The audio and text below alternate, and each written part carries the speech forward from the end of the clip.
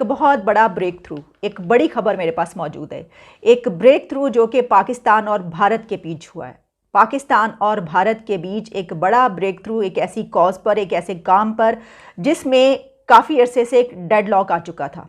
दोनों कंट्रीज़ वो काम करना चाह रहे थे लेकिन डेडलॉक का शिकार था वो काम, और अब उसके लिए ग्रीन सिग्नल मिल चुका है। ये ब्रेक थ्रू क्या है? वो एमओयू जो साइन हुआ है, किसने साइन किया है? वो एग्रीमेंट जिसको लैंडमार्क एग्रीमेंट कहा जा रहा है, वो कौन सा एग्रीमेंट है और किन कंट्रीज़ के बीच साइन हुआ है? आपके सामने मैं इसकी डिटेल्स रख के देती हूँ। ये एग्रीमेंट साइन हुआ है इंडिया और वर्ल्ड फूड प्रोग्राम के बीच।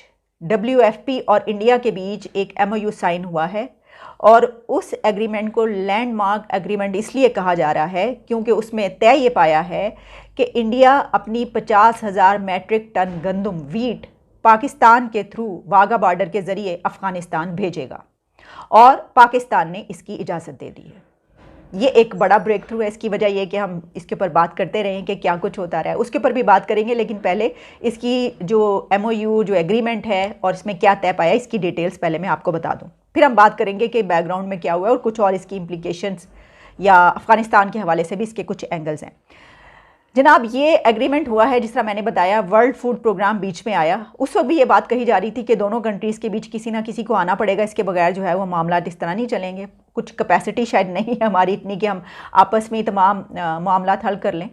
तो बहरहाल अब इंडिया ने वर्ल्ड फूड प्रोग्राम के तहत एक एग्रीमेंट किया है, एमओयू साइन किया है, जिसको लैंडमार्क एग्रीमेंट कहा गया, क्योंकि इसके ऊपर जो वर्ल्ड न्यूज़ ऑर्गेनाइजेशंस और न्यूज़ एजेंसीज़, इसके अलावा इंटरनेशनल मीडिया इसको रिपोर्ट कर रहा है, जिसमें DW उर्दू, डॉयचे वेले और times of India news agencies, ये सब जो हैं ये इसको रिपोर्ट कर रही हैं।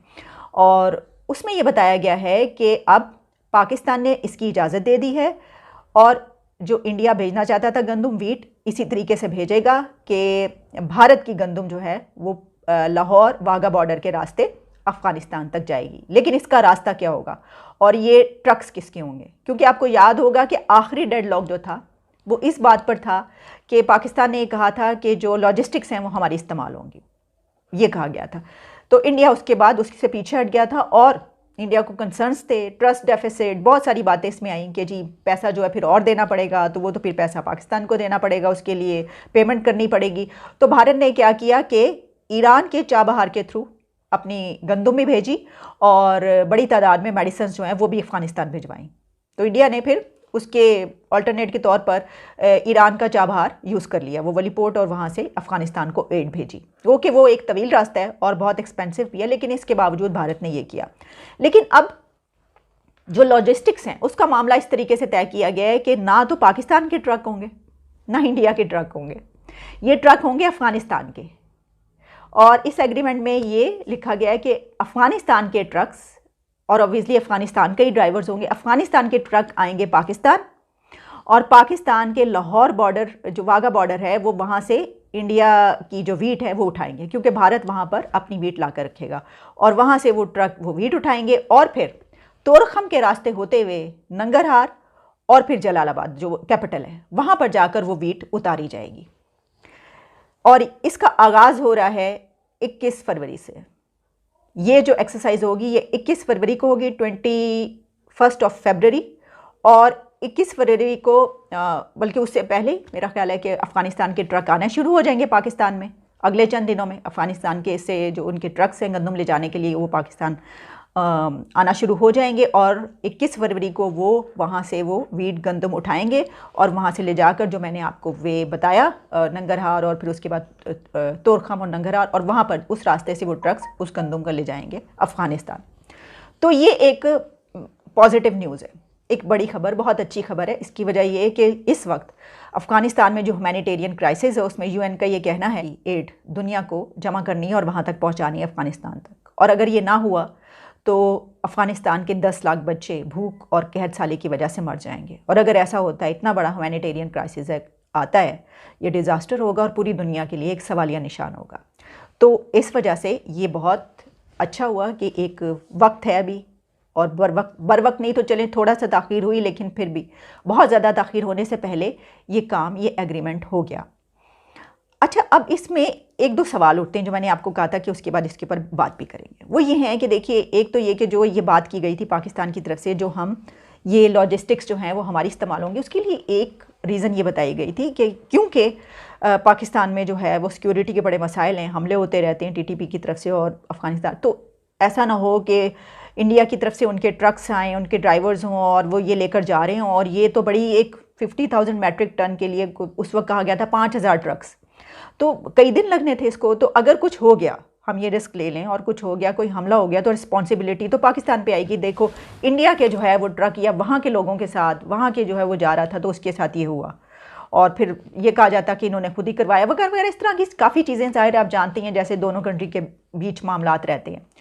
तो सवाल अब ये है कि अगर तो अफ़गानिस्तान के अब ट्रक्स आएंगे, ले जाएंगे, तो क्या अब कोई हमला नहीं होगा? और अगर वाकई कोई सिक्योरिटी रिस्क नहीं है और बहुत इजीली बड़े अच्छे तरीके से वो सब वहाँ पे पहुँच जाता है, तो इसका मतलब ये है कि अफ़गान तालिबान मेक श्योर करेंगे ना, फिर वो टीटीपी को वहाँ पे कहेंगे, दहशतगर्दों को कहेंगे कि भाई ये हमारा सामान आ रहा है, ये हमारी तरसील है, हमारे ट्रक से हमारे लोग हैं, हमारी गंदम यहाँ पर पहुँच रही है, तो इसको तुमने जो है हाथ नहीं लगाना और कोई शरपसंदी नहीं करनी।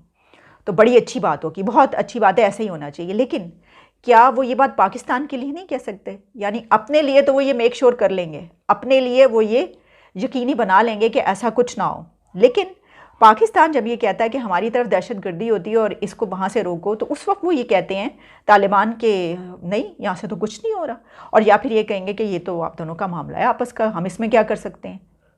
तो इससे हम अंदाज़ा कर सकते हैं कि अपने लिए जो, अच्छा, हम उनके लिए जो है वो फिर भी मरे जा रहे हैं। हम ये कह रहे हैं कि देखिए, खैर चलिए, ह्यूमैनिटेरियन एड तो बहरहाल सबको ही करनी चाहिए, हमें भी पूरी दुनिया को करनी चाहिए। हमने तो 7 अरब का पैकेज दिया ना, हमारी इस सिचुएशन के बावजूद, इकोनॉमी के बावजूद, लेकिन फिर भी हम जो उनका झंडा उठा के फिर रहे हैं, हम जानते हैं कि जिस तरह अभी OIC हमने करवाई, और हर जगह पर हमारे फॉरेन मिनिस्टर और PM जो हैं, हर चीज़ को जो है वो पाकिस्तान को पीछे रहता है और अफ़गानिस्तान आगे होता है। ऐसा लगता है कि अफ़गानिस्तान ही जो है वो उनका, असल में वो अफ़गानिस्तान के PM और फॉरेन मिनिस्टर हैं। तो अभी भी आपने देखा जितने भी वो हुए हैं इंटरव्यूज़ दिए हैं खान साहब ने, उसमें हर जगह पर उन्होंने अफ़गानिस्तान को सबसे पहले सबसे आगे रखा है, और पाकिस्तान की तो बात कहीं पे हुई नहीं, और हुई भी है तो वो बाद में हुई है। तो एक ये बात कि दोनों कंट्रीज़ जो हैं वो खुद से क्यों नहीं कर पाए। अब मसला ये है कि इस तरह की बातें होती रहती हैं, इस तरह की स्टेटमेंट्स जारी होती हैं कि मामलात अच्छे हो भी रहे होते हैं तो ख़राब हो जाते हैं। जिस तरह आपने देखा, बल्कि PM साहब ने तो आज भी एक इंटरव्यू दिया है जिसमें उन्होंने वही ठोक बजा के वो कहा है इंटरव्यू के दौरान के जो कश्मीर में जो कुछ हो रहा है, PM मोदी के दौर में कश्मीर में जो कुछ हो रहा है, मुसलमानों पे जितने ज़्यादा मसालिम ढाए जा रहे हैं, उनको देखने की ज़रूरत है, वो वहाँ पर क्या हो रहा है मुसलमानों के, ये सब कुछ जो है उन्होंने दोबारा से वही रिपीट किया है आज के इंटरव्यू में भी। तो मेरा ख्याल है कि ये शायद दोनों कंट्रीज़ के बीच इस तरह की